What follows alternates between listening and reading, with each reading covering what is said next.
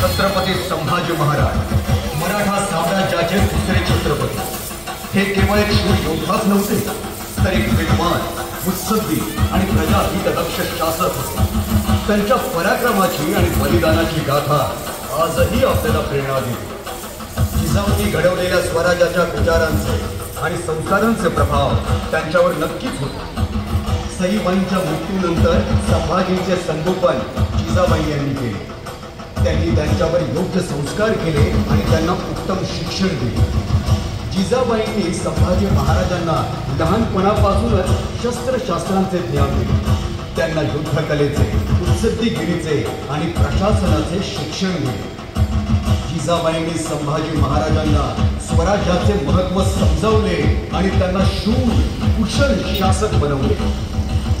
जिजाबाईंच्या मार्गदर्शनामुळे संभाजी महाराज एक पराक्रमी योद्धा आणि कुशल प्रशासक बनू शकले. श्री शंभो शिवजातस्य रुद्रा गौरीव राजते यदंसस्य विनोदेहा वर्तते तस्य नोपरि.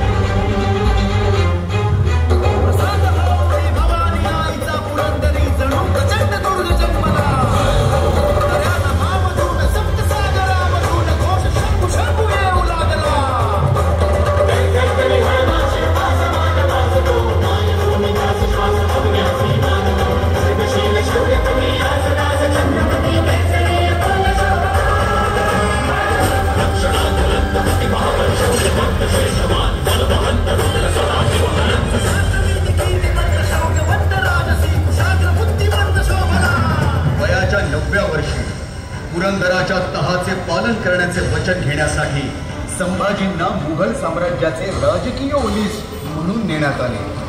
नंतर ते त्यांच्या वडिलांसोबत आग्रा येथे गेले. तिथे दोघांनाही मुघल सम्राटाने नजरकैदेत ठेवले. मुघलांच्या नजरकैदेतून सुटणे अशक्य आहे हे महाराजांच्या लक्षात आले.